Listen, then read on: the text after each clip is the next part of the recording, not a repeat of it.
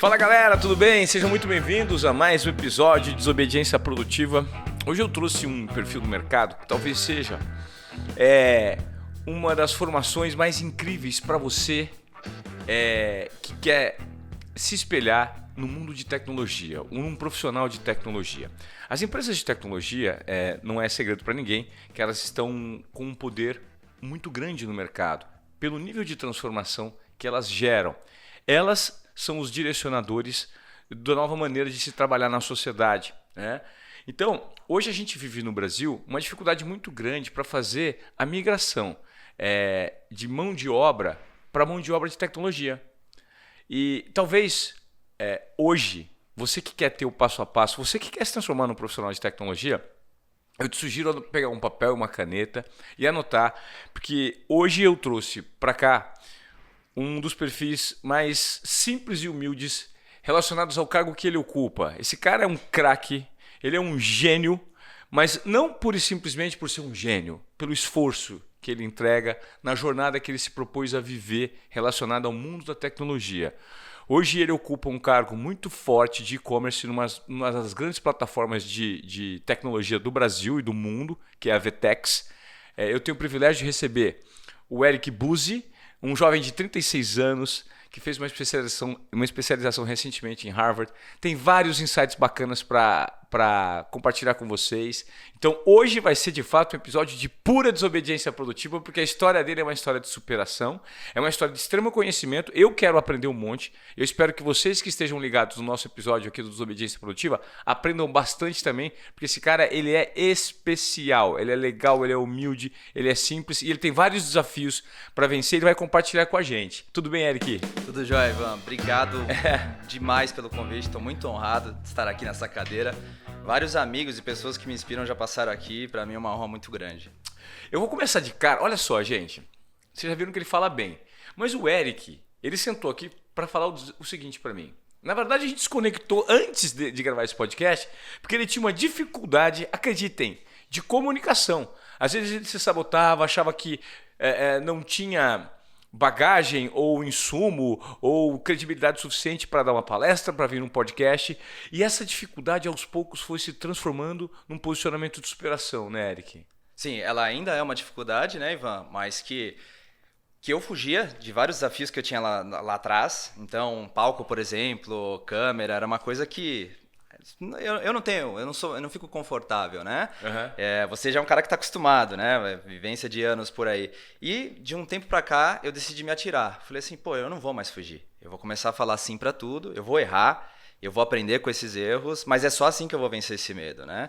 Então ainda subo em palco um pouco nervoso, sempre aquele friozinho na barriga, às vezes a mão treme, etc. Mas eu fui conseguindo também fazer algumas coisas que me ajudam nesse processo.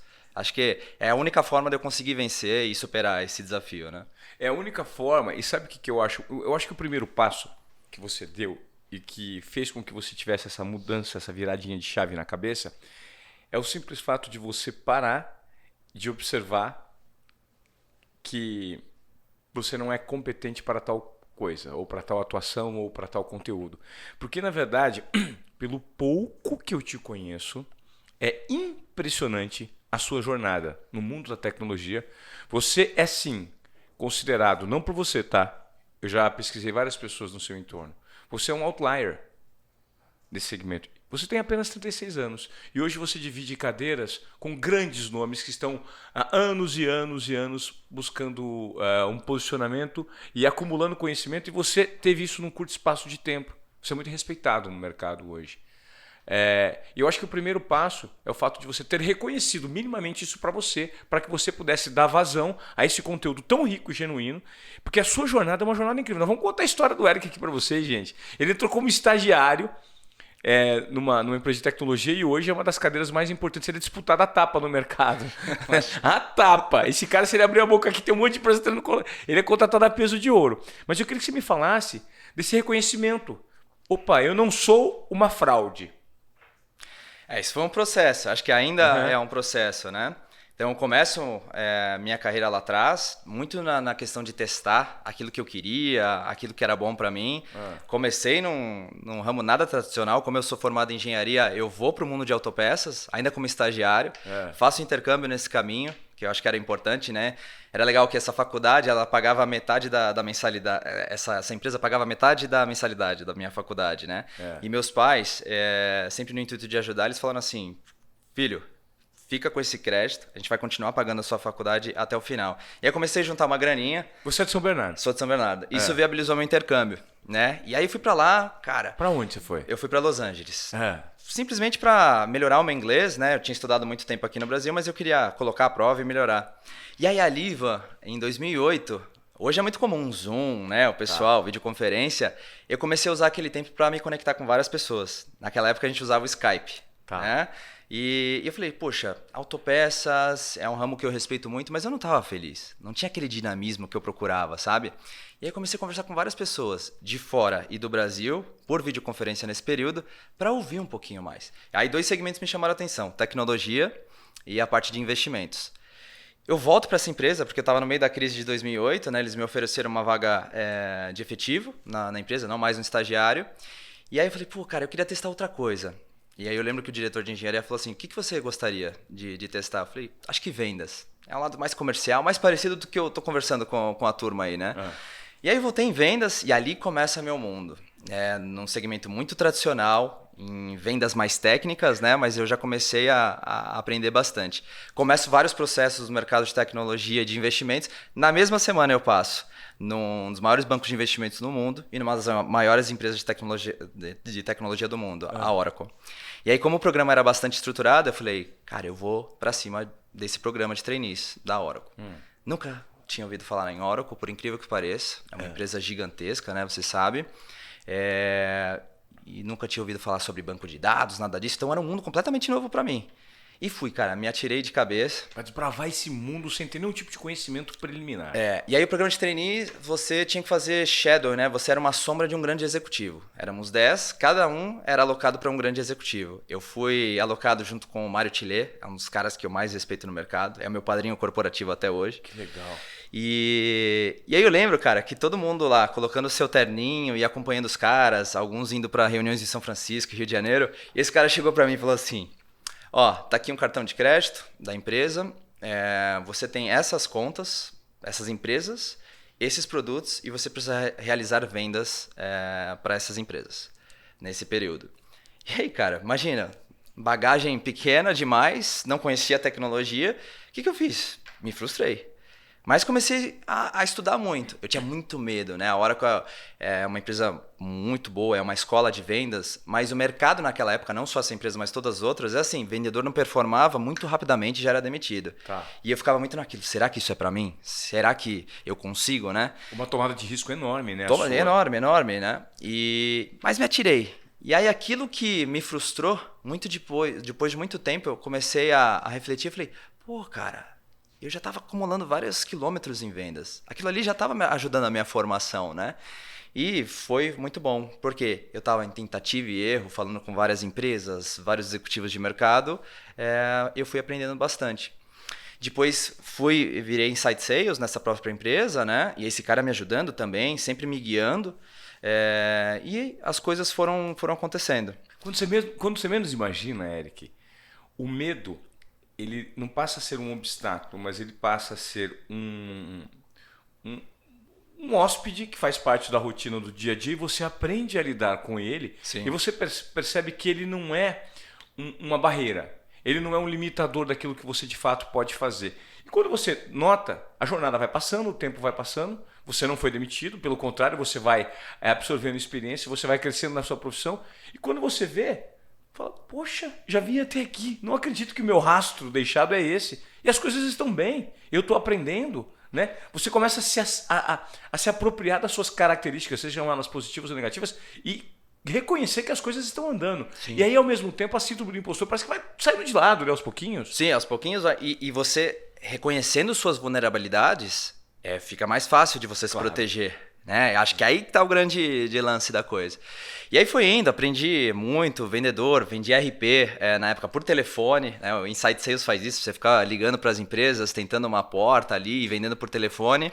Depois fui tendo outras oportunidades, mudando de produto, né? Até que chega a minha primeira, com 27, 28 anos, a minha primeira oportunidade de gestão.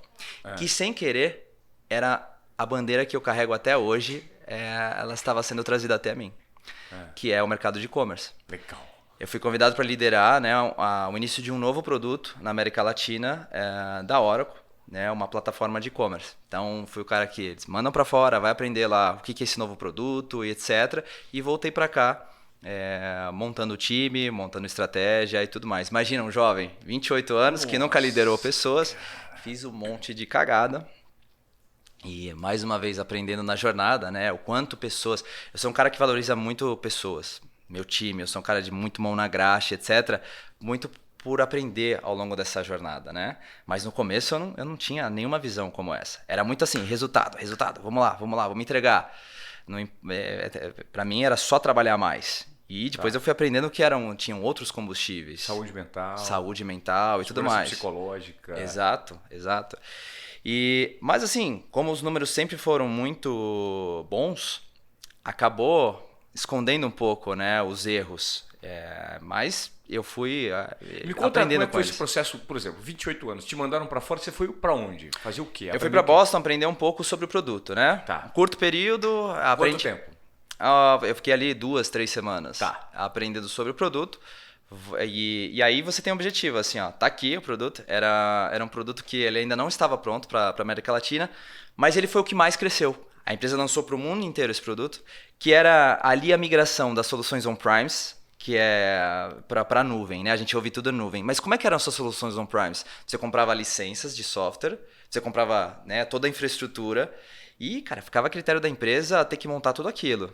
Hoje, ficou muito mais fácil para as empresas, né? Então, eu peguei justamente essa transição do mercado antigo para o mercado novo, né, das soluções em nuvem. Então, começo aqui a desbravar o mercado. E aí, como lançou no mundo inteiro, a gente começou a ter um resultado bem mais relevante que o pessoal de fora. E aí, todo mundo vinha fazer benchmarking, né? Pô, é mérito, né? E eu falava, pô, cara, não tem um pouco de mérito, mas assim, nada mirabolante. Como o mercado da América Latina ele é um pouco mais maduro do que os mercados, como, por exemplo, a América do Norte, Europa e por aí vai. Maduro? O nosso mercado aqui, ele era menos maduro naquele momento. Menos maduro? Sim, menos maduro.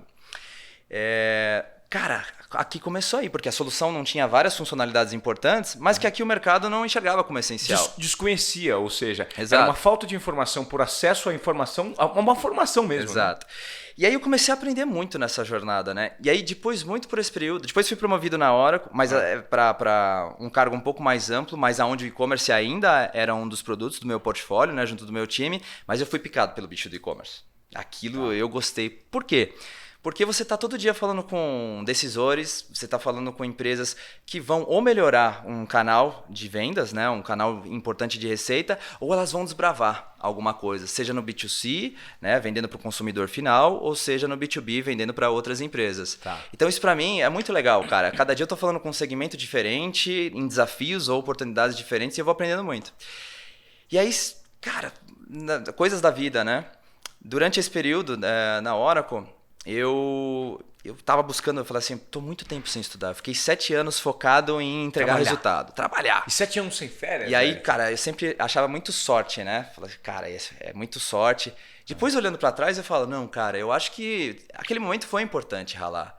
Esses dias até ouvi o Joel falando, né, assim, cara, todo mundo fala de equilibrar as coisas, né? Qual é a prioridade 1, 2 e 3, mas o seu momento pode ser um pouco diferente. Aquele momento meu, as prioridades eram um pouco diferentes, né? Perfeito. E ralei muito, 7 anos, sem férias, sem fazer um check-up. Eu entrei no modo automático, cara. Assim, por erro meu. A empresa forçava em férias, né, com super cuidados, assim, mas o Eric tava num ritmo errado. E aí, como eu não tive a oportunidade de estudar, tava muito naquela correria, falei, se eu fizer alguma coisa, foi até uma dica de um cara que você conhece, foi o Carlos Bush. Lembro que a gente estava num café uma vez, falei, Bush, tô pensando em estudar, sei lá, vou fazer um MBA. Aí ele falou assim, cara, se você for fazer alguma coisa, faça algo grande. E aí ele me indicou um curso. em Harvard. Ele falou, se eu tivesse na tua idade, eu gostaria muito de fazer esse curso aqui. Ele falou, puta, sempre quis fazer esse curso. E acho que você deveria se atirar. Se aplica, tenta. O Bush é um cara incrível, né? Incrível. O incrível é um dos caras que ele sempre tá querendo compartilhar e ajudar as pessoas, né? É. E não naquela visão de concorrência. Veja, era um par meu falando de coisas pra eu crescer, sabe? Isso é super legal. E aí, cara, me apliquei, fui embora. E ali, cara, foi, eu acho que um divisor de águas na minha vida. Conta pra gente no que você se aplicou, qual é o curso, qual que era o formato, qual que era o escopo e a transformação que ele gerou. O curso é o PLD, na tradução é um programa de desenvolvimento de líderes, né? Então você pega diretores, presidentes, vice-presidentes e até empreendedores, né, de empresas de todo mundo. A minha turma eram mais de 90 nacionalidades. E aí é um curso de 8 meses, ele intercala períodos de viagem, onde você fica 2 semanas, 20 dias por lá. Deixa eu só te fazer um cortezinho rápido, você continua. Esse programa, ele é mais ou menos correspondente àquele programa, àquela escola de negócios de Stanford? É parecido? Parecido. É um concorrente, inclusive. É o concorrente. Porque eu tive a oportunidade de falar com o Maurício Feldman, que fez o programa de Stanford. Eu conversei com o Tadeu Dias da Z-Dog, também que fez o programa de Stanford. É incrível. É uma galera que... Eles falaram assim para mim, Ivan, a gente tem a oportunidade nesse programa de tomar café da manhã com Al Gore, por exemplo. Exato. Então, você tem acesso a mentes muito brilhantes, ou seja, é um encurtamento de conhecimento e de cases na prática que fazem com que você tenha um salto evolutivo na sua formação muito grandes. Então, eu só estou te fazendo essa pergunta. Aí você conclui agora sobre Harvard. E Stanford muito na veia de inovação, empreendedorismo, né? E tecnologia. Harvard é uma escola muito de gestão. Perfeito. Né? Então, poxa, eu sou louco para ir para Stanford. Agora é meu próximo passo. Então, e ali, cara, a síndrome do impostor falando muito alto também, né? Puta, cara, eu ia para uma reunião com o C-Level, eu ficava bastante nervoso e sempre estudando muito para tentar vencer esse meu medo, essa desconfiança de que se o meu conteúdo, minha credibilidade era o suficiente, né? E ali, cara, ao passar das semanas, você tá ao lado de ministro da Justiça de Dubai. Por exemplo, o cara, uma das pessoas que fez parte da primeira vacina, tem vários médicos que fazem esse curso também. Ex-fuzileiros, né? Caras que vêm da guerra também. Então, assim, você tá com públicos bastante diversos. E aí eu comecei a enxergar ali e falei, eu consigo conduzir uma linha de raciocínio com um cara que eu acho foda. Com o presidente de uma das maiores empresas farmacêuticas do mundo, tá aqui do meu lado, eu tô conseguindo falar com ele. E você convive, né? Você fica nos dormitórios lá, praticamente vira uma família. E aí tem herdeiros, tem presidentes que ralaram muito, saíram do nada, tem médicos os mais brilhantes possíveis, assim. Eu comecei a falar assim, pô, cara, eu faço parte desse meio. Eu faço parte. E aí eu comecei também a aprender a curtir a jornada, né? Porque a gente sempre fica assim, eu sou um cara que eu sempre tô aqui, mas querendo o próximo, né? O jogo de xadrez. Qual que é o meu próximo passo, mas qual que é o outro posterior, né? Claro. Tentando enxergar 2 movimentos. Eu falei, cara, curte um pouco a jornada, olha onde você tá. E aquilo foi muito bom, eu comecei a sentir mais confiança em mim mesmo, né? E aí ali tem o divisor de águas, foi um sábado, que eles fazem uma dinâmica, e aí eles trazem executivos aposentados de grandes corporações americanas, executivos em atuação, e alguns psicólogos. E aí eles começam a fazer algumas dinâmicas conosco. E aí lembra que eu falei que eu estava no modo automático? Claro. Eu lembro que eu me enxerguei num trem, que ele estava com todas as janelas fechadas, e eu estava indo com muita intensidade, mas como passageiro. Eu não era o protagonista da minha vida. E ao final desse exercício eles fizeram a gente escrever uma carta. Essa carta eles mandaram 2 anos para minha casa. Eu tinha esquecido dela. Quando eu abri, eu comecei a chorar. Eu lembro que eu começo essa carta, assim, é muito difícil você escrever para você mesmo, né? É difícil. E fazendo várias reflexões, mas apontando o futuro, falando, né, como se descrevendo eu daqui 2 anos. E eu fui muito ousado, cara. Comecei a colocar eu em posições de muito destaque. Eu tenho um sonho de ser presidente de empresa, né? Eu falei, cara, você tá próximo disso e papapá, mas a carta tem muito mais peso para minha vida pessoal, que é uma coisa que estava de lado. A minha saúde, como eu te falei lá, 7 anos sem um médico, sem fazer check-up. Então, saúde física, mental. O meu relacionamento, a Thalita hoje, a gente está 17 anos junto. 3 anos de casado. Imagina o quanto tempo eu enrolei. Nossa, e aquele dia foi muito. O dia do estalo. Eu falei assim, cara, eu vou voltar, eu vou pedir a Thalita em casamento, eu vou fazer um check-up no primeiro mês que eu estiver no Brasil, eu vou me abrir para o mercado, porque todo headhunter que me chamava eu falava não. Eu era chamado para muitas entrevistas, eu nunca tinha ido. Sempre falando não. Eu falei, eu vou começar a ouvir o que tem aí no mercado. Deixa eu entender o meu valor. E aí, cara, as coisas começam a acontecer. É impressionante. Você se coloca à disposição do mundo e as coisas começam a aparecer. O mundo retribui. Ele retribui. E sou muito grato à Oracle e a todos a turma que passou pela minha jornada, mas aparece uma outra empresa de tecnologia, no caso a Salesforce, me chamando para ser um vice-presidente naquele momento. E aí foi legal, cara, porque quem apareceu foi um cara que era um dos executivos mais altos da empresa, é um cara que era o presidente internacional da empresa. Como o commerce, naquele momento para a Salesforce, era o início na América Latina, eles tinham comprado uma empresa, então eles já tinham uma plataforma, mas sempre ficou em atuação na América do Norte e na Europa. E eles não tinham ido para a Ásia, Pacífico, nem para a América Latina. E foi naquele momento que eles decidiram contratar 2 líderes. E aí eu lembro do processo, né? Os profissionais se falam. Eu estava concorrendo com uma executiva que eu respeito muito do mercado, um outro executivo que eu respeito muito. E eu falava assim, pô, cara, 30 anos, eu com esses gigantes aí... Eu não sou ninguém. Lá, de novo a síndrome do impostor, cara. Mas eu fui. E fui solto, sabe? Leve. Sei. E, cara, de repente veio. A vaga é tua. E aí esse foi legal, porque ali eu comecei a pensar em planos de médio e longo prazo. A minha vida até então era ciclos de 1 ano. Então era fazer cota, entrar num ano, terminar um ano, entregando a cota com o seu time. Basicamente eu pilotava um Boeing. Ó, você precisa tirar do ponto A até o ponto B, tá aqui todo o seu painel, você precisa levar essa turma em segurança, nessa eficiência, nesse determinado tempo. Mas nunca tinha pensado em médio e longo prazo. E os resultados, quando você era requisitado para entregá-los em 1 ano, você entregava com tranquilidade, sim, né? Sim, com bastante desafios, né? Mas graças a Deus eu sempre consegui entregar, cara. Tá. Rodeado das pessoas certas, montando os times certos, Isso, né? Isso significa a lente que você tem para montar a equipe, a maneira como você gere as pessoas e o valor que você dá do ponto de vista do comportamento humano, exato, né? Exato. E conversei com muita gente, eu errei muito nesse processo também, né? E aí, cara, foi. E aí eu comecei. Eu lembro que eles me mandaram para a Europa, eu fui para Londres, que é onde esse grande executivo ficava. Fiz um go-to-market, né, um plano de 1, 3 e 5 anos. Então, basicamente, qual era a estratégia de atuação para aquela linha de produtos na América Latina durante os 5 primeiros anos? Então, cara, difícil. E aí, eu não tinha toda essa experiência em e-commerce. Eu lembro que na última experiência, eu tinha pouco conhecimento, né? Eu ia lá e falava assim, cara, era convencer um gringo, por exemplo, e mostrar para ele o que é um boleto. Quais eram as particularidades aqui do Brasil? Pô, o brasileiro quer pagar com mais de um cartão de crédito, por exemplo. A gente tem outros meios de pagamento aqui. E aí eu fui lá e falei assim, pô, agora com bagagem eu sei um pouco mais fazer isso aqui. Eu já aprendi. Não sou o bambambam, mas eu sei muita coisa, né? E eu lembro que eu e esse cara JPEG, um cara super 10 também, um australiano, a gente compartilhou muito, nós montamos esses 2 planos, depois fomos para os Estados Unidos, né? Aprender o que era esse produto, então. E aí eu voltei para o Brasil, tentando me rodear das melhores pessoas que eu conhecia para montar essa equipe, do México para baixo. E, cara, foi muito legal. É um dos times, talvez, que eu mais me orgulho de ter montado, foi aquela turma, porque eu chamava para um desafio às cegas, né?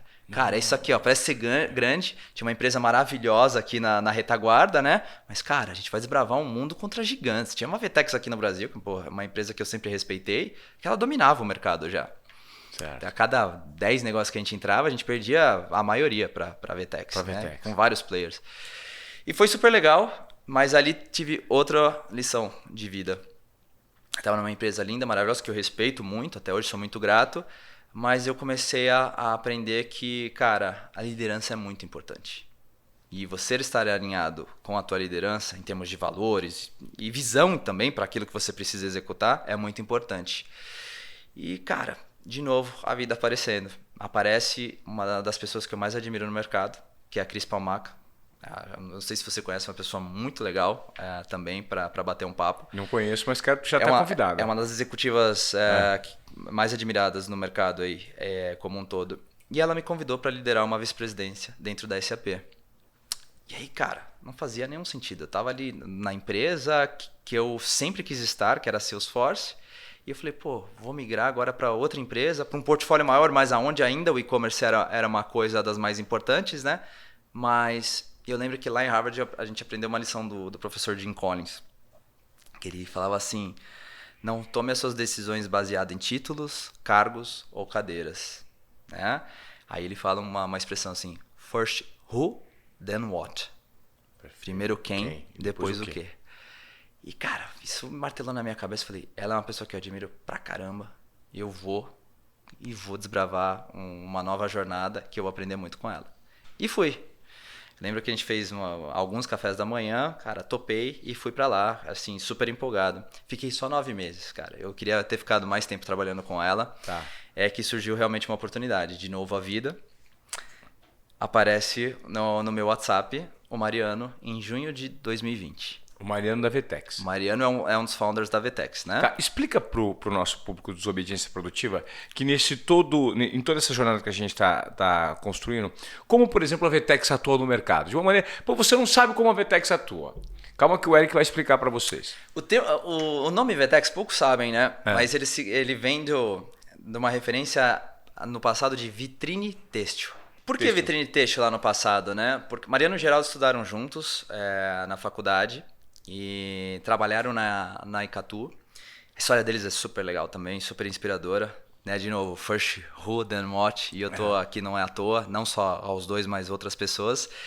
E eles queriam fazer alguma coisa de maior impacto. Né? E, cara, aquele era o momento da internet, do começo do e-commerce lá atrás, né? Ano de 1999, por aí, 2000. Sei.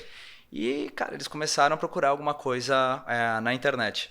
E aí, a ideia inicial da Vtex era o quê? As pessoas vêm até São Paulo para comprar roupas no Brás e voltarem para suas cidades, né? E executar as vendas por ali, nas suas lojas. E eles queriam digitalizar esse processo. Mas acho que eles estavam muito à frente do tempo deles, né? Que loucura. Então acabou não dando certo. Depois a empresa pivotou várias vezes, né? Uma história muito linda de superação, onde foram incorporando as outras mentes brilhantes, né? O Rafa, o Sonsini, que são outros founders, Gustavo, Marcelo. E aí, cara, a Vtex hoje é a potência que é. É uma plataforma de comércio. Né? Então, basicamente a Vtex é um software. E software, o que é software? É conhecimento, hoje em dia, traduzido em serviços. Né? Então, por exemplo, forma tecnológica. De forma tecnológica. Então, cara, esses caras conhecem muito esse mercado de e-commerce, colocaram tudo que há de melhor ali e entregam isso como serviço. E a Vtex é uma plataforma de comércio, cujo objetivo é conectar os canais de vendas com os pontos de fulfillment, né? As fontes, centro de distribuição, estoque, por aí vai.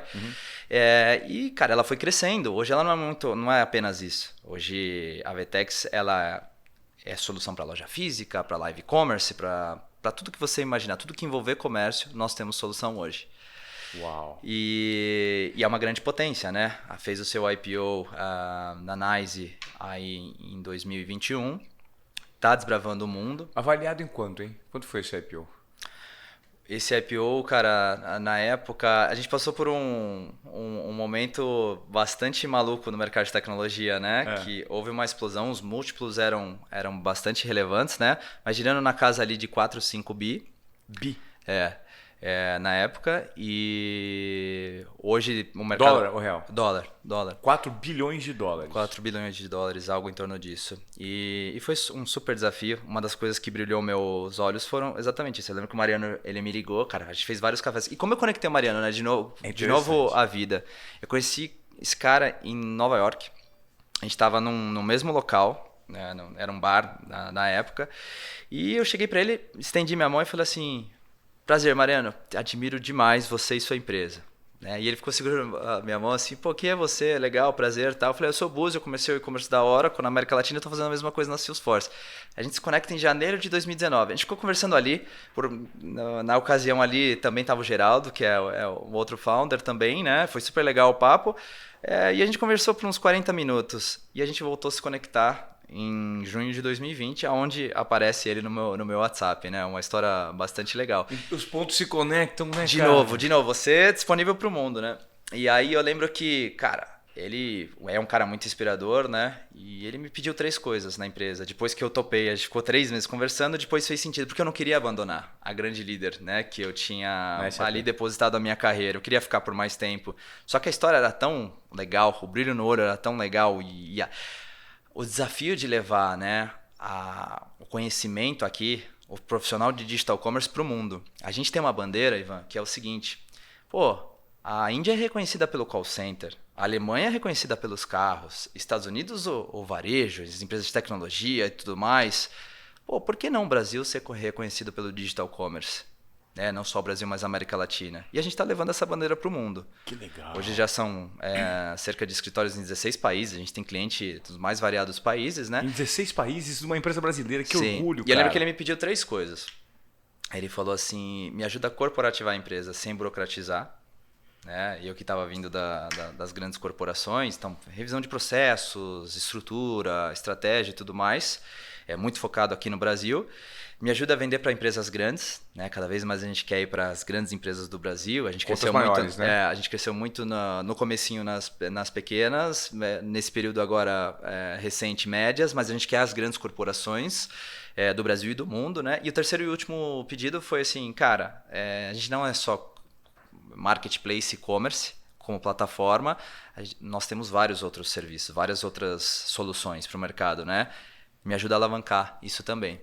E foi isso, cara. Cheguei ali com um framework de várias coisas que eu já tinha visto, com um frio na barriga enorme.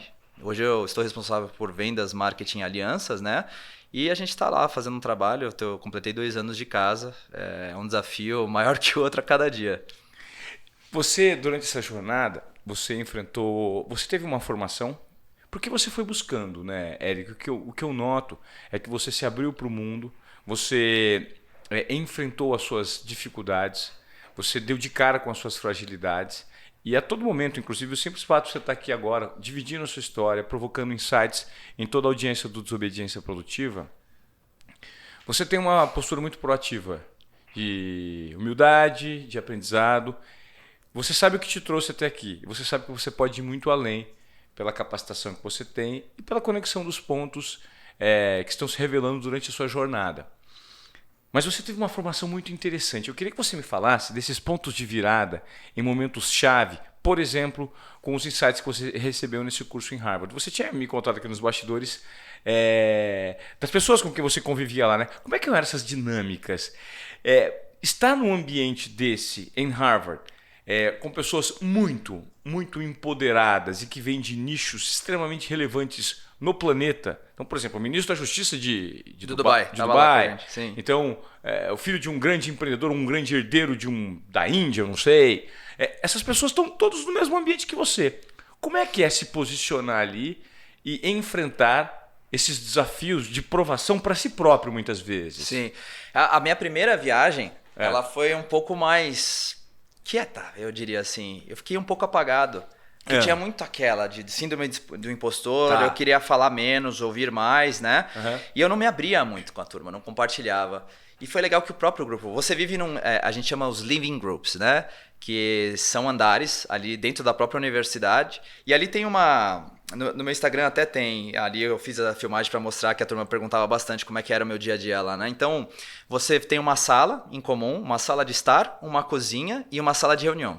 Então, tudo aberto, assim. Uma sala de estar, uma cozinha, uma sala de reunião? E um andar. E os quartos desse living group, então você convive com pessoas ao longo de todo o curso. Então, meu living group, éramos em 8 pessoas. Tá bom. Então, eu tinha, cara, um grande executivo de vendas, umas maiores empresas farmacêuticas de Dubai. Eu tinha um dos principais herdeiros do México, estavam no meu living group. Pessoas que trabalhavam com petróleo, do Kuwait. Então, assim, tinha um público mais diverso possível. Assim. Nossa, e hoje são grandes amigos, acabam sendo mentores, a gente tem grupos que a gente conversa muito, sabe? Virou uma família, uma extensão da família. Legal. Até no meu casamento alguns vieram e tal, então foi muito legal. Então a primeira viagem foi um pouco mais apagada e esses próprios caras, como um puxa o outro, ninguém fica para trás. Eu lembro que no final da próxima viagem, eles me chamaram e falaram assim, cara, você pode mais, você tem muito conteúdo aí dentro, fala mais. Na próxima você vem, volta outro cara. E eu voltei outro cara.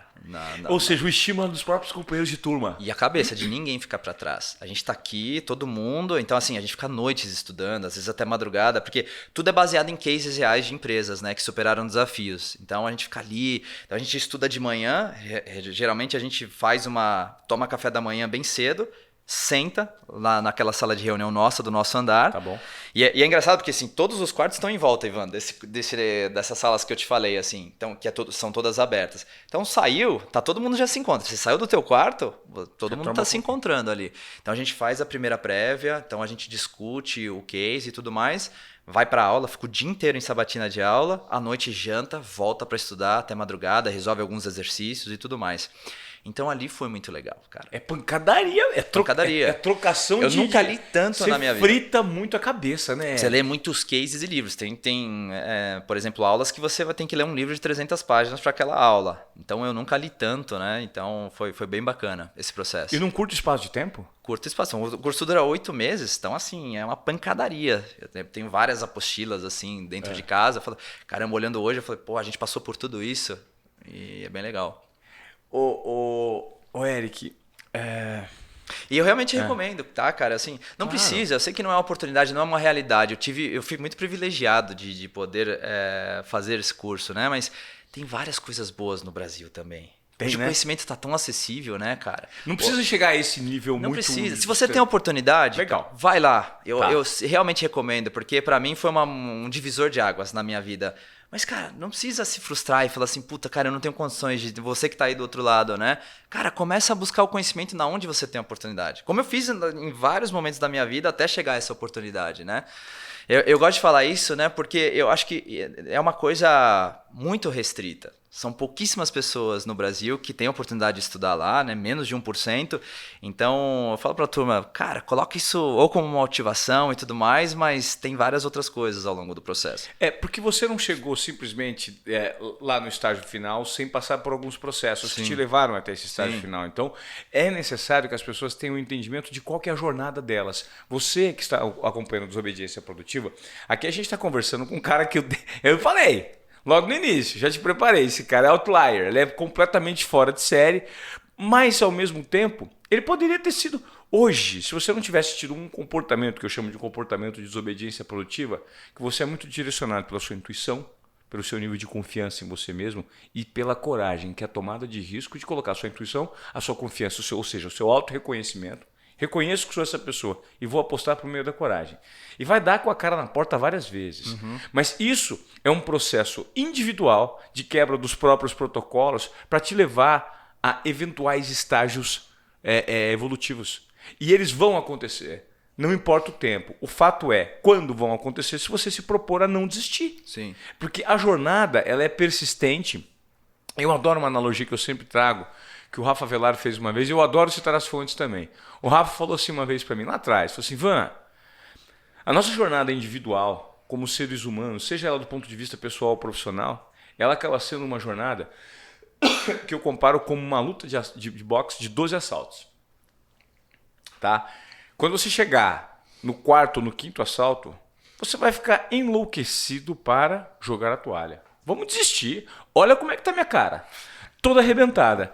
O adversário é mais forte, é maior, bate forte pra caramba, que eu tô todo machucado. Eu não vou conseguir vencer isso por nocaute, tampouco por pontos, porque eu não vou chegar até o 12º assalto. Mas, invariavelmente, se você persistir na busca daquilo que te pertence, que é uma busca individual sua, se propondo a ser confiante com todos os desafios que você perde, você vai chegar ao 12º assalto. Você vai vencer, se não for por nocaute, vai vencer por pontos. É isso. Porque é o não desistir. Né? E curtir a jornada. E curtir a jornada, sim, né? E, cara, e não tem compromisso com o erro. Pô, eu tropecei e tropeço várias vezes. Cara, é uma cagada atrás de outra. Mas aprender com esse momento. Eu falo, até legal que é um compromisso que a gente tem lá na empresa. Cara, a gente falha, mas a gente não tem compromisso com o erro. Erra rápido e vambora, vamos pro próximo. Mas não é ruim errar.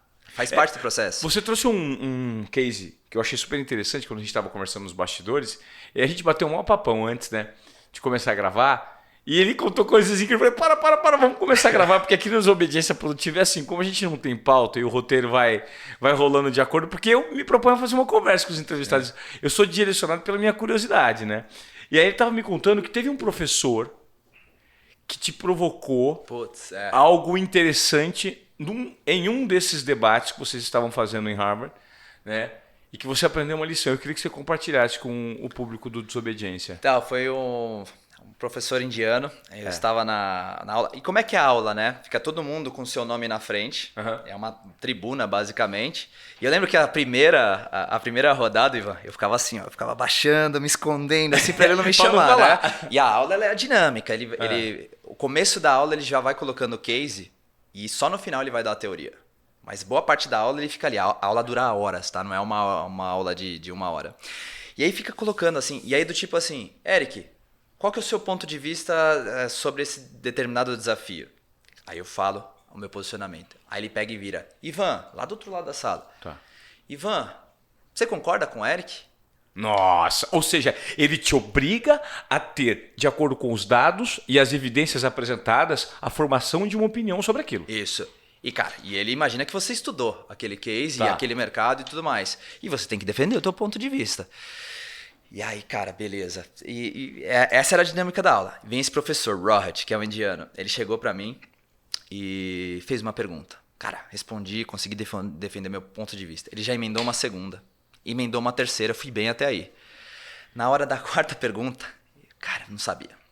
Aí eu peguei, fiz aquele silêncio, né? Misterioso. E aí eu fiz eu dei a seguinte resposta: I don't know, eu não sei. E aí ele parou, assim. Aí que o silêncio misterioso foi do lado dele. Aí eu falei, lá vem, né? O que vem agora? Ele falou, cara, você tá em Harvard, uma das principais instituições do mundo e tudo mais. Você nunca diga que não sabe. Você defende aquilo que você sabe e o teu ideal, seja lá qual ele for. Mas não fuja da resposta com simplesmente eu não sei. E aquilo me deu um impacto grande, cara. Eu fiquei na hora muito frustrado, mas eu falei, cara, agora eu vou usar muito. Eu vou ser o cara que vai engolir esses livros aqui, essas apostilas, e eu vou. Então foi uma lição de se preparar, sabe? De não fugir. A partir de então eu não ficava mais baixando na cadeira, tentando me esconder. Pelo contrário, eu tava ali de peito aberto, sabe? Vem, vou falar. Então eu tô muito nessa, sabe, cara? Acho que eu aprendi nesses anos que cara, seja lá qual for o desafio, bate no peito e enfrenta. É o melhor jeito de você conseguir superar. E assim tem ido. Essa jornada que você se propôs a viver agora, com compartilhamento de ideias, de conteúdo, montando os seus próprios conteúdos de palestra, as suas narrativas de podcast, porque você vai passar a ser agora muito chamado para esse tipo de evento. Você já era, mas você dava muitos nãos. Você me confidenciou recentemente, né, num papo informal que nós tivemos, no evento do Ricardo Natali, que você muitas vezes foi convocado para fazer parte de boards de empresas e que as pessoas queriam saber o seu ponto de vista. Poxa, 36 anos, mas com uma experiência acumulada absurda, por de fato ser um cérebro criativo, muito esforço, ser uma mente obstinada naquilo que você se propõe a fazer, e não é à toa que você alcançou os seus resultados. E você era chamado para esses boards de empresas e dava não, por conta justamente dessa síndrome do impostor. O que passava pela tua cabeça quando você via figuras que sabiam se exibir muito bem publicamente, mas que você falava, poxa, não sei se esse cara tem mais conteúdo do que eu. Exato, cara, mas eu colocava que eu estava abaixo, né? E eu tinha o receio de chegar ali e não corresponder às expectativas. Esse sempre foi o meu receio. Pô, Tá. O cara vai começar a fazer pergunta, vai para um determinado campo de conhecimento que eu não vou conseguir dominar. Cara... E é o contrário. E tá tudo bem, sabe? Tá tudo bem, dá seu ponto de vista, tenta correlacionar aquilo com outro desafio que você teve lá atrás, sabe? Minha vida hoje, nem tudo que aparece desafio, ou quase tudo que aparece desafio pra mim, eu não tenho experiência. Claro. Tô indo. Você se cerca das melhores pessoas, você fica, por aqui passaram várias pessoas brilhantes que eu já chamei pra tomar café. Sabe?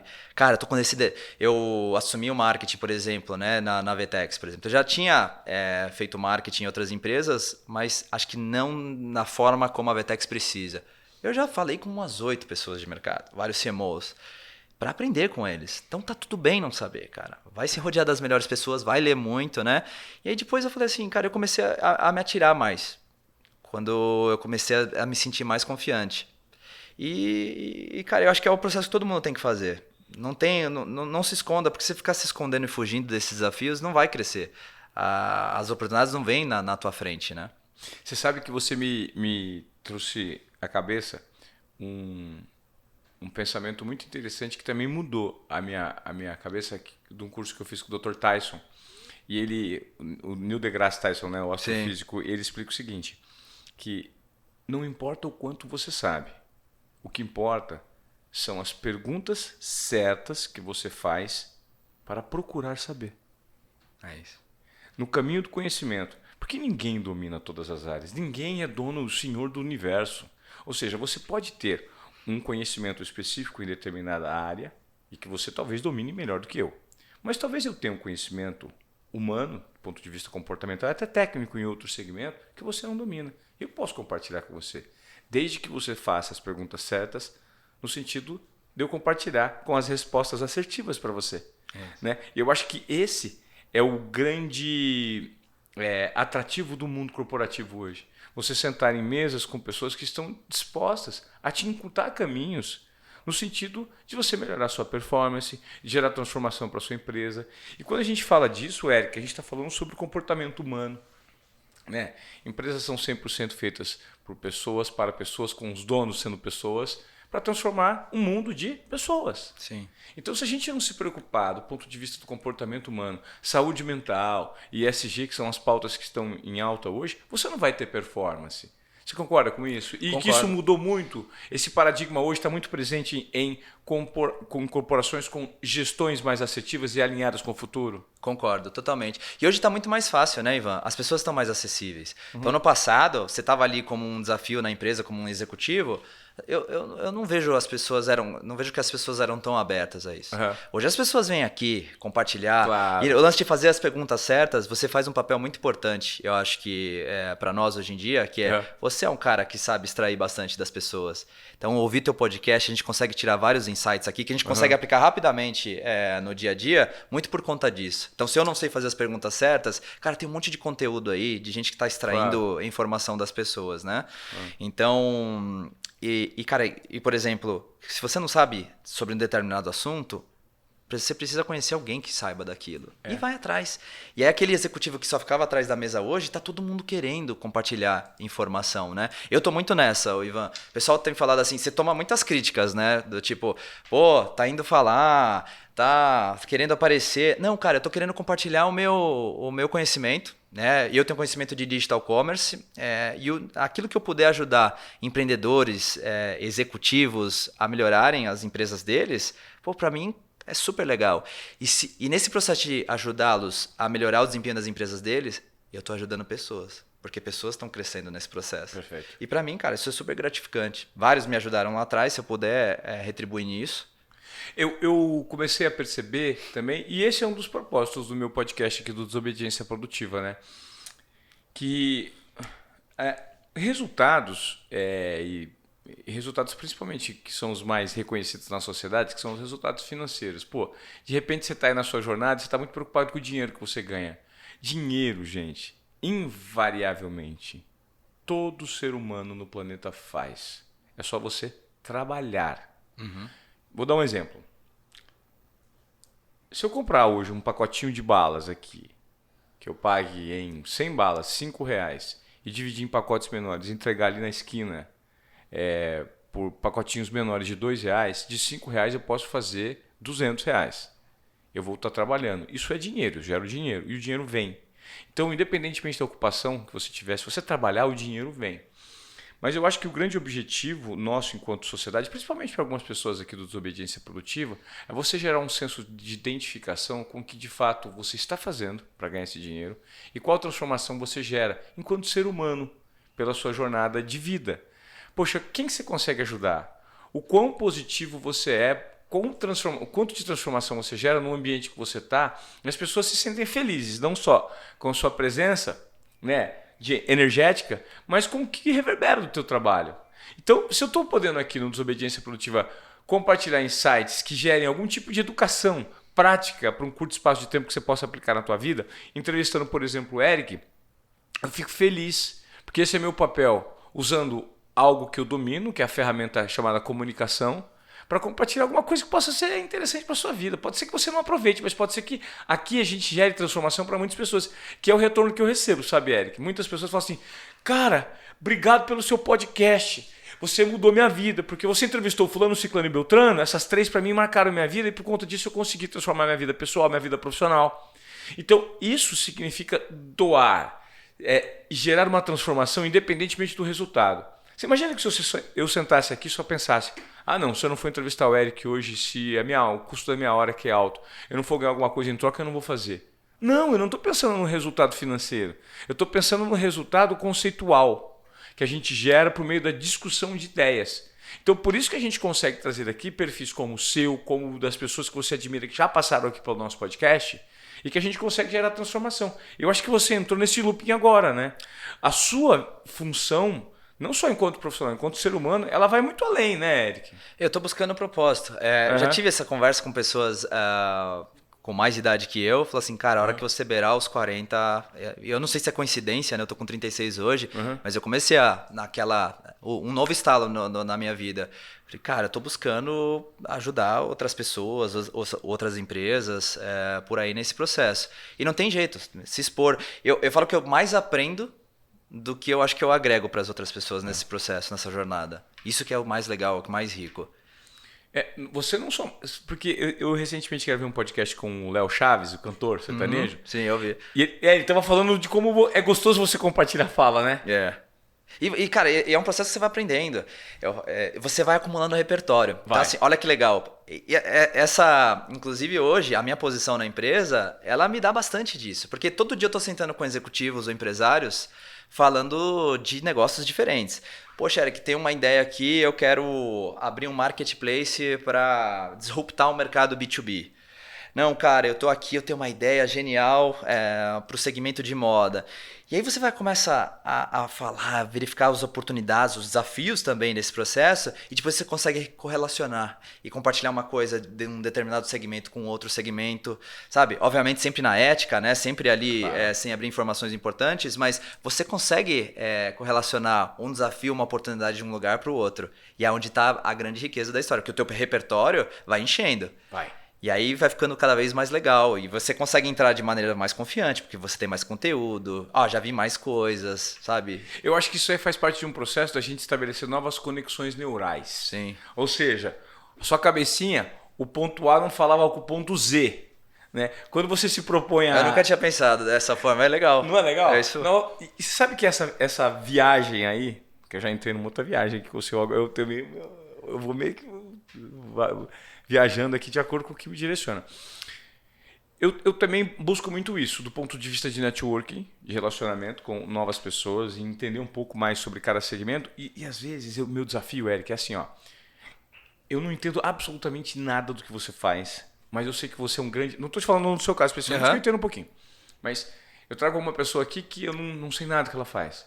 E meu objetivo é extrair o melhor desse perfil, independentemente de eu dominar o assunto que ela faz. Mas ela tem que ser capaz de, por meio do generalismo, me gerar o valor do especialismo, da especialização dela. Sim. Né? Então eu acredito que por trás de um grande especialista, né, de um profundo conhecedor de determinado assunto, ele precisa ser um generalista para saber como que isso se adequa a diversos ambientes e ecossistemas.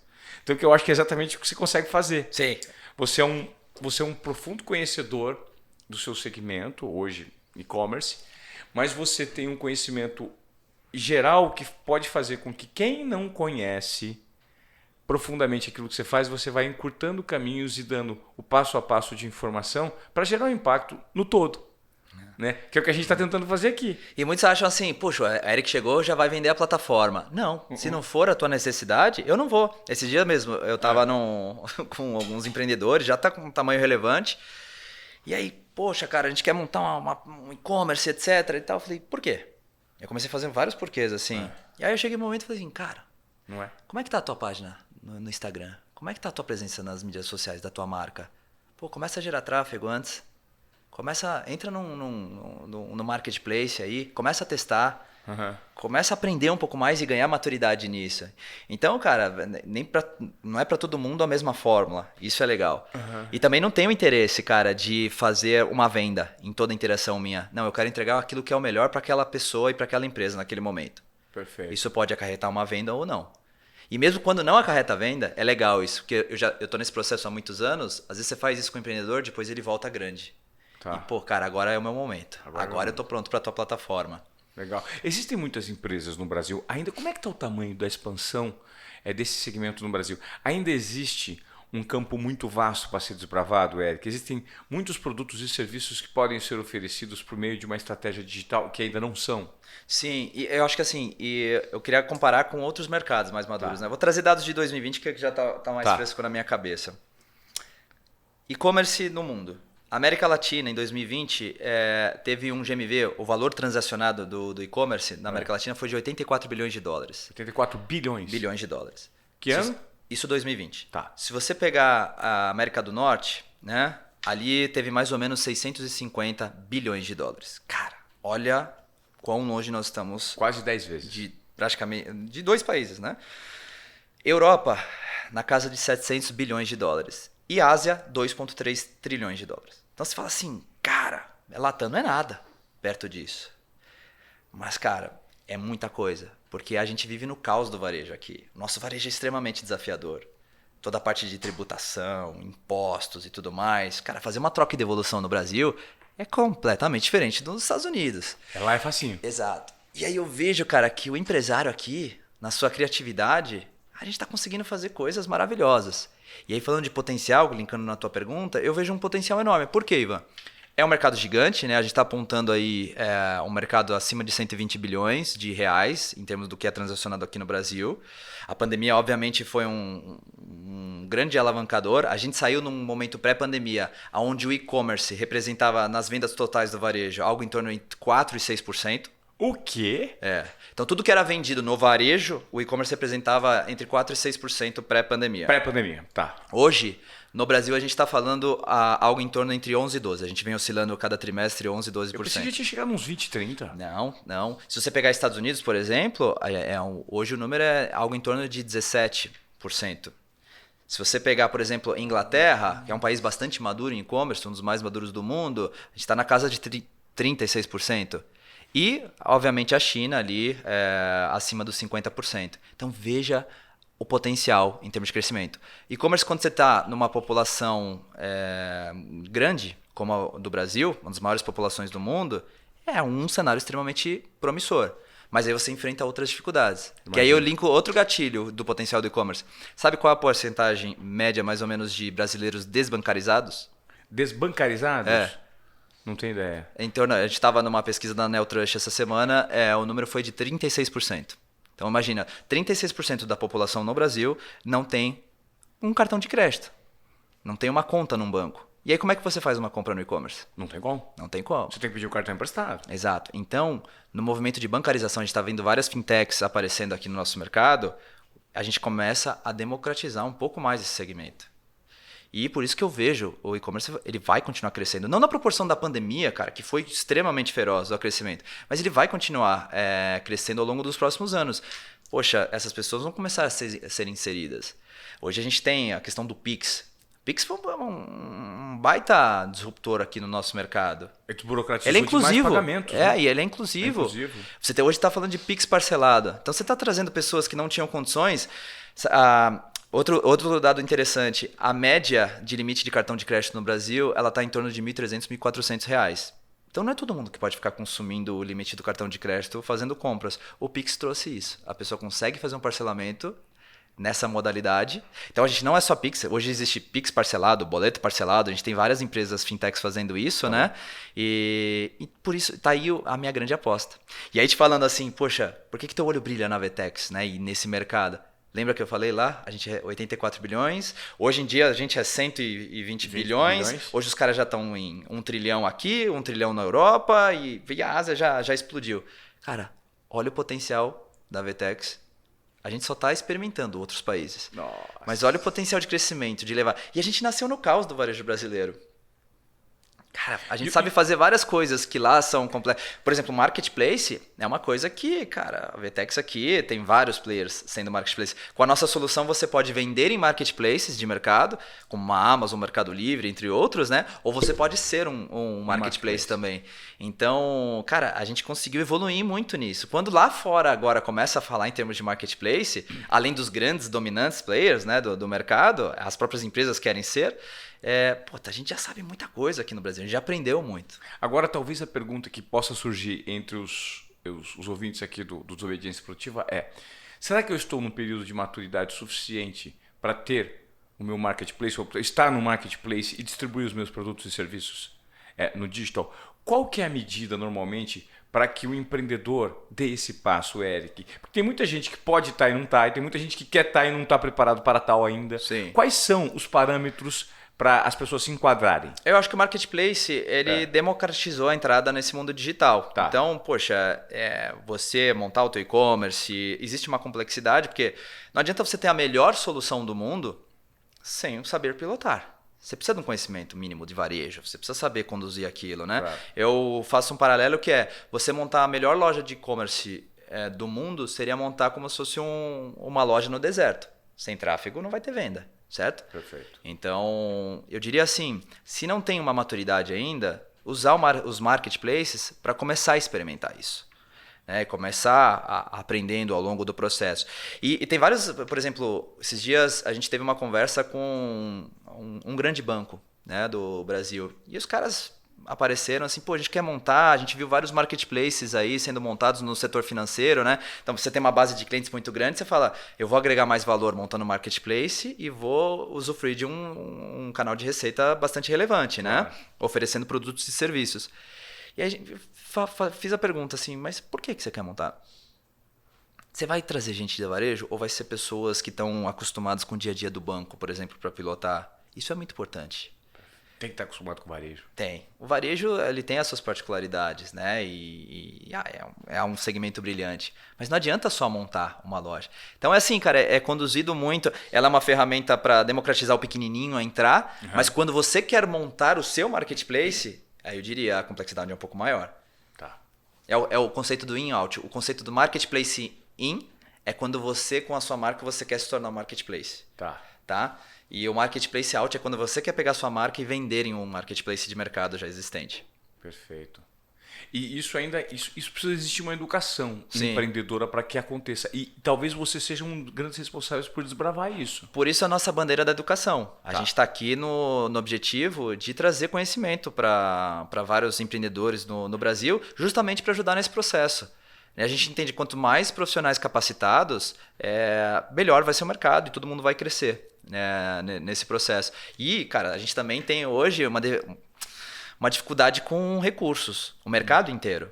Hoje, desenvolvedor é uma coisa extremamente difícil. Mão de obra, Nossa, né? mão de obra.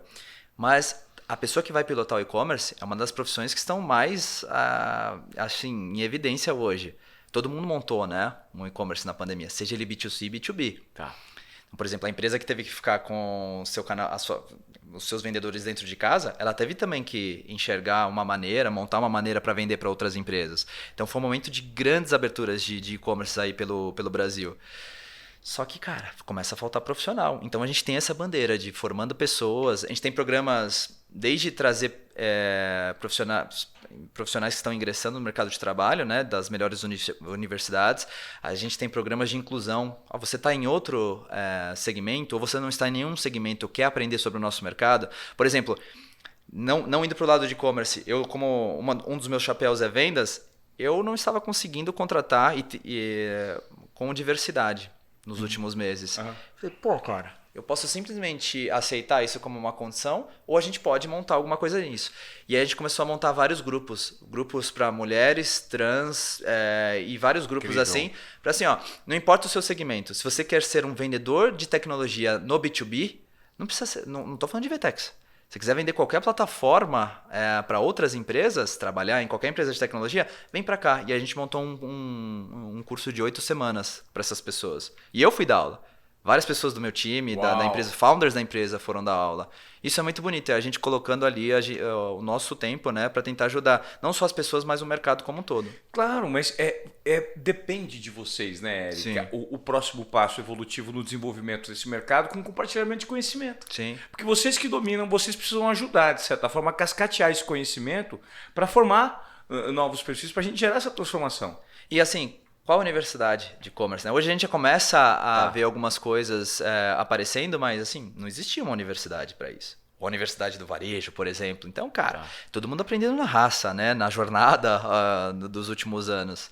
Mas é um processo bem legal. E a oportunidade, cara, é gigante. Sem dúvida. Vem cá, você podia sabe fazer o quê? Montar um podcast? É que o seu tempo deve ser super escasso. Com todos os dias passando uma aulinha para as pessoas, sabia? Aí você já ia treinar sua oratória, sua comunicação, porque você é muito bom de fala, Eric. Você percebe como, de fato, esse lance que você tinha... A gente começou a entrevista com isso. Sim. Mas você é um baita orador. Você tem um nível de construção de raciocínio com metáforas, com elementos, com evidências, que fazem ser muito compreensível todo o conhecimento que você tem. É bacana, cara. E quanto mais você fala, você vai se ouvindo e você vai aprendendo com você mesmo. Você vai se empoderando, né? É. E vai entrando nesse loop. E quanto mais a gente fala, é melhor. Eu falo assim, até contar a minha história, antigamente eu levava, acho que uma meia hora pra contar a minha história. Cada vez mais eu vou me policiando pra contar ela. A questão do timing, né? Saber o começo, meio e fim. É um desafio. Vou tentando me policiar, assim. Legal. Mas obrigado pela dica. Acho que é algo legal. Não tô vendo ninguém fazendo isso no e-commerce hoje, né? Eu acho, realmente cara. seria legal. Você imagina assim, todo mundo que tem uma dúvida, uma dificuldade de e-commerce, uma pergunta ao Buzi. Eu recebo muita coisa no LinkedIn. Muita coisa. E eu faço questão de responder a grande maioria. Que legal. Então, olha, tenho essa dificuldade, olha, eu tenho isso, eu tenho aquilo, recebo algumas pessoas também aqui em São Paulo, você pode tomar um café, etc. Eu sou um empreendedor, estou fazendo isso. É legal que eu estou indo, por exemplo, o Bushi tem o Equity Mais, né, que é o curso lá com o Thiago Nigro, e eu estou indo fazer também algumas palestras lá. É engraçado que ao final, muitas pessoas vêm, puxa, cara, você pode me ajudar nisso, naquilo? Então, eu vejo sim que tem uma grande oportunidade, existe a busca por esse conhecimento em digital commerce hoje no Brasil. Por mais que tenham várias pessoas fazendo isso como instituição, né, em pequenos cursos que estão sendo executados, eu acho que precisa ser um pouco mais acessível. Precisa ser mais acessível e talvez você, por ser um dos grandes expoentes, se mostrar um pouco mais para jogo, até usando suas mídias digitais, pode ser. Porque hoje a gente tem uma tendência no começo a participar da plataforma dos outros, né? Mas a tendência é que talvez daqui a um tempo você se aproprie de todo esse conhecimento que você tem e comece a canalizar tudo para você mesmo, porque é bastante conhecimento, né? É que não é fácil, né, Ivan? Imagina você, assim, difícil, em termos de agenda dos convidados, roteiro e tudo mais. E você é um cara muito habilidoso que você não precisa de um roteiro. Você está aqui, você está formulando perguntas baseado no que eu falei aqui. Isso do que você falou é um dom seu, é muito legal. Mas para um cara como eu que não tem isso, essa habilidade na comunicação, acho que é um desafio bastante legal. Mas fica o desafio, eu realmente vou avaliar com carinho. Cara, mas para você, com a quantidade de coisas que você se propõe a viver, como você assimila rápido, você tem um cérebro privilegiado, Eric. Você tem que aproveitar tudo isso que você tem. Obrigado. Cara, eu acho que foi incrível esse bate-papo. Você tem alguma coisa que eu não te perguntei que você gostaria de ter falado ou não? Não, cara, eu tenho um lado empreendedor também, né?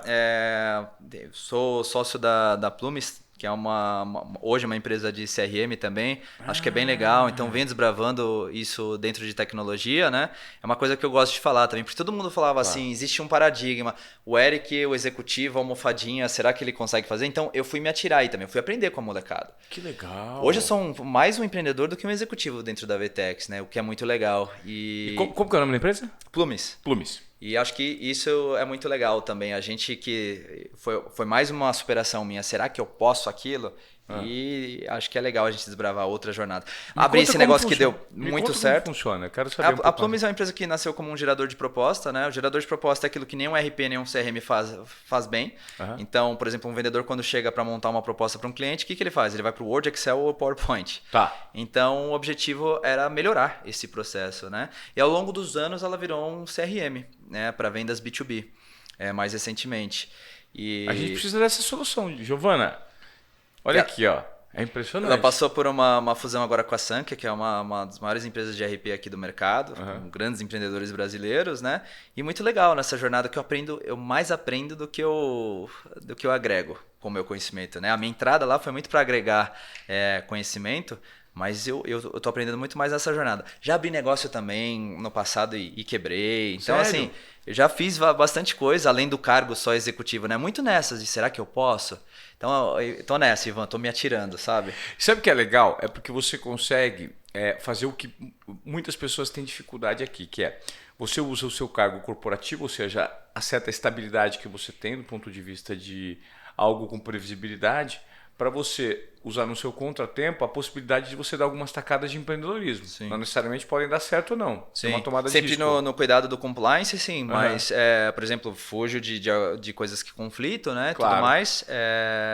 Mas sempre por aí, sempre oportunidades. E sem deixar o olho na bola, sem perder o olho da bola. né? Porque no final do dia eu tenho que entregar meu resultado, tenho que fazer a empresa crescer e tudo mais. E acho que isso eu consegui fazer bem ao longo dos últimos anos e é importante. Quais são os pontos, talvez essa pergunta seja interessante, que você vê de convergência do mindset do empreendedor com o intraempreendedor, que também é o seu caso? Que é alguém, um gestor de uma corporação. Bem legal você falar disso, porque o intraempreendedor, que é o empreendedor dentro de uma corporação mais CLT, né, um cara ali de carteira assinada, ele tem muito medo de perder o emprego dele. Então, qualquer movimento, eu vejo ideias brilhantes em empresas que eu passei, e assim, elas não foram executadas muito naquela, assim, puta, se eu errar, eu vou ser demitido. Se eu errar, eu vou ficar exposto, etc. Já o empreendedor, ele não tem esse compromisso com o erro. Vamos embora. Vamos testar essa hipótese. E é muita cabeça da Vetex até hoje. A empresa é grande, tá enorme, mas a gente continua com essa mentalidade, assim. Falhou rápido, corrige, levanta a cabeça e vamos embora pro próximo. A gente não tem compromisso com o erro, a gente fala lá dentro. Legal. Muitas empresas, por conta da cultura organizacional, né, Eric, ela faz com que o colaborador que talvez poderia render num ritmo muito maior, muito mais assertivo, porque é de fato uma mente criativa e executora, a cultura organizacional engole esse cara e não toma decisões. E o próprio executivo, cara, porque, pô, ao teu lado, você tem que ser rodeado das melhores pessoas. Pô, eu tenho hoje, graças a Deus, consegui montar um time super robusto na empresa. Tem pessoas ali que eu admiro que são melhores do que eu. A grande maioria delas ali são, assim, brilhantes no que elas fazem, né? E eu falo assim, você tem que ouvir essas pessoas. E tem muita empresa que, assim, o executivo tá lá em cima, é o chefe Outlook que eu falo. Eu já tive muitos, né, ao longo da minha carreira. É o cara que só fica atrás da mesa te cobrando. Chefe Outlook. Resultado, ele não te dá guidance, ele não te dá uma visão de onde você tem que ir, mas ele tá ali pra te cobrar e pra te criticar. Esse é o chefe Outlook, na minha visão. Cara, começa a ouvir essa turma. Tem cabeças frescas ali vindo sem vícios. Pô, tem ideias brilhantes que saem ali das pessoas que estão entrando agora no meu time, sabe? Então isso é legal. Abre mais espaço para diálogo com as pessoas da empresa. Às vezes não só no seu time, abre pro cara que tá do lado, chama ele. Eu costumo conversar com pessoas de outras áreas também. Muito assim, sem compromisso. Cara, e aí? Se você estivesse no meu lugar, 3 coisas que você manteria, continuaria fazendo, e 3 coisas que você faria diferente. As pessoas ficam com medo no começo, mas depois você começa a quebrar o gelo, você começa a ouvir várias coisas legais. Tem um caderninho lá, eu puxo várias coisas. Uau, cara. Olha que dica maravilhosa. Gestor Outlook é aquele que achata quem está embaixo para entregar resultado para quem está em cima para defender o próprio cargo. E o gestor desse formato é o cara que briga todos os dias, abre vários canais de comunicação para quem está embaixo, porque percebe que o insumo de criatividade e inovação está de quem está embaixo, ou seja, do time para quem ele está gerindo. E na hora da crise, esse gestor ele tem que dar um passo na frente. E na hora da glória ele dá um passo para trás e deixa teu time aparecer. Incrível, cara. E é isso muito. E aí você começa a ter as pessoas engajadas. As pessoas não fazendo para a empresa ou sabe, elas fazendo para ter o salário no final do dia, mas no final fazendo por nós. A gente tem um lema dentro do nosso time assim, ninguém fica para trás. A gente fala isso. Sempre quando alguém está com dificuldade de vendas ou de algum desafio de marketing, ninguém fica para trás. Para tudo, vamos ajudar. A nível de, por exemplo, tem esses dias eu estava com um determinado vendedor do meu time com bastante dificuldade. Falei, cara, abre aí teu plano. O que você fez? Como é que tá? E etc, né? Não tá dando certo? Eu vou prospectar também. Tá, não é para criticar, é para ajudar a dar soluções. Não, eu tô ali. Se ele falhar, eu sou o primeiro. Eu tô falhando junto. E quando um gestor do meu time traz assim, puta, eu quero demitir essa pessoa, sabe? Acontece. Nós somos empresa, a gente precisa dar resultado. Eu falo assim, o que você fez por essa pessoa? O que você fez para ela, para ver se realmente é uma questão de postura, de behavior e várias outras coisas, e não é uma outra questão, por exemplo, de mercado. Porque nem todo mundo, cara, em vendas. Às vezes você está vendendo para lá. A gente, nesse mercado de tecnologia, você tem lá, meu território é esse aqui, eu preciso executar minhas vendas desse ano, bater minha meta nessas empresas. Cara, de repente tem uma crise nesse segmento, então você precisa, sobe com uma visão de drone, vamos entender o contexto, o todo, para aí você trabalhar. Então, se uma pessoa não está bem, o primeiro cara questionado é o líder, não é a pessoa. Ô Eric, esse tipo de mindset e de comportamento, ele existia nesses cursos que você fez lá fora, ou isso foi uma assimilação de comportamento que você percebeu durante a sua jornada? Eu fui provocado lá fora e muito sentando com pessoas que eu admiro bastante, falando. Mas lembra o cara que começou lá como primeiro gestor? Ele não era nada disso. Então, fiz muita cagada, cara, que hoje eu tento fazer completamente diferente. Entendi. Parceiro, que legal, hein, meu? Bater um papo com você. Pô, obrigado, cara. Tô super feliz de estar aqui, te admiro demais. Você é Ah, inspirador boa. e trabalha com várias pessoas inspiradoras aqui nessa cadeira e continua fazendo isso que é super importante pra nós. A gente tá lá numa esteira, ou eu que moro longe no meu carro, você tá ali, cara, você tá despertando várias coisas legais na gente e você não tem noção do teu impacto. Ah, que bom. Eu fico muito feliz, sabe, Eric, de ter conseguido, depois de a gente estar sentado aqui uma hora e pouquinho, conversar e eu sair dessa conversa melhor, entendendo um pouco mais o que passa na sua cabeça e compartilhando com você que está aí do outro lado, acompanhando a Desobediência Produtiva, por que esse programa é legal, por que eu tenho privilégio. Hoje eu ganhei uma aula aqui do Eric e você também recebeu uma aula. E isso de forma gratuita para transformar, para provocar, porque eu acho que pessoas buscadoras, né, tanto do ponto de vista pessoal quanto do ponto de vista profissional, tem uma tendência muito maior a ter consciência daquilo que estão vivendo, estarem conectadas ao momento presente e as coisas ficam um pouco mais simples. A gente pensa demais, tira alguns bloqueios da cabeça e começa a se sentir mais leve, né? Porque a vida é feita de pessoas e errar tá tudo bem, o conhecimento tá aí, se você quer aprender, aprende, se você não quiser, se esforça um pouquinho, que pode ser que num outro momento venha algo diferente na sua jornada. Então, ter você aqui hoje foi um privilégio. Fiquei muito feliz de ter me conectado recentemente com alguns amigos em comum, né, que nos apresentaram. E parabéns nessa sua jornada, cara. Obrigado. Que você tem traçado e muita força para você continuar, porque você tem muito conteúdo bom e que eu gostaria de te ouvir mais. Por exemplo, um podcast seu sobre e-commerce, eu acho que seria incrível você dando insights para as pessoas, mesmo que sejam pílulas, de repente respondendo essas pessoas que te pedem informações no LinkedIn e que, pô, sabe, eu acho que a sua voz é uma voz muito forte. Quanto mais você abrir a boca, mais transformação você vai gerar. Obrigado. Saiu com essa provocação, eu vou avaliar com muito carinho. Eric Buzzi, o cara da Vetex e o cara da transformação do e-commerce no Brasil. Obrigado, meu irmão. Que Obrigado, privilégio ter de você coração. aqui. Obrigado mesmo. E ó, se você veio até aqui, meu irmão, no nosso podcast, meu irmão e minha irmã, compartilha esse conteúdo aí, porque foi demais. Marca a gente no @Desobediência Produtiva. Você tem... Quais são suas redes sociais? É o Instagram, Eric_Buzzi, Eric com CK, BUZZI, e o próprio LinkedIn. Eu costumo responder todo mundo aí na medida possível. Legal. Aproveita, hein, meu. O cara tá dando essa possibilidade aqui no Desobediência Produtiva, então vamos aproveitar. Obrigado e até a próxima.